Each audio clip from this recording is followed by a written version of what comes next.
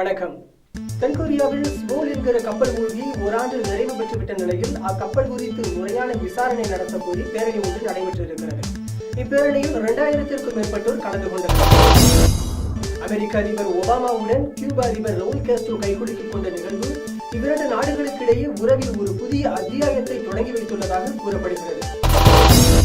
இந்தியாவின் ஆளுகைக்குட்பட்ட காஷ்மீரில் பண்டிட்டுகளுக்கு வீடு கட்டும் திட்டத்தை எதிர்த்து பிரிவினைவாதிகள் நடத்திய பந்தால் மக்களின் இயல்பு வாழ்க்கை வெகுவாக பாதிக்கப்பட்டது. திருப்பதி வனப்பகுதியில் நடந்த என்கவுண்டர் விவகாரத்தை தமிழக அரசியல் கட்சிகள் அரசியலாக்குவதாக திருப்பதி வனத்துறை அமைச்சர் கோபாலகிருஷ்ண ரெட்டி குற்றம் சாட்டியிருக்கிறார். 2016ஆம் ஆண்டு பிரேசிலில் நடக்கவிருக்கும் ஒலிம்பிக் போட்டிகளில் இந்திய துப்பாக்கிச் சுடுதல் வீராங்கனை அபூர்வி கலந்து கொள்ள தகுதி பெற்று இருக்கிறார். சமீபத்தில் விண்ணில் நிலைநிறுத்தப்பட்ட IRNSS-1D செயற்கைக்கோள் வெற்றிகரமாக செயல்படுவதாகவும் இவை நன்றாக எந்தவித தொழில்நுட்ப கோளாறுகளுமின்றி நன்றாக இருப்பதாகவும் இஸ்ரோ தெரிவித்திருக்கிறது. பிரான்ஸ் சென்றுள்ள இந்திய பிரதமர் நரேந்திர மோடி அந்நாட்டு அதிபர் ஹோலந்தை சந்தித்து பேசினார். அப்போது 36 ரக ரபேல் போர் விமானங்கள் வாங்குவது மற்றும் அணுமின் நிலையம் அமைப்பது உட்பட 17 ஒப்பந்தங்கள் கையெழுத்தாகி இருக்கின்றன.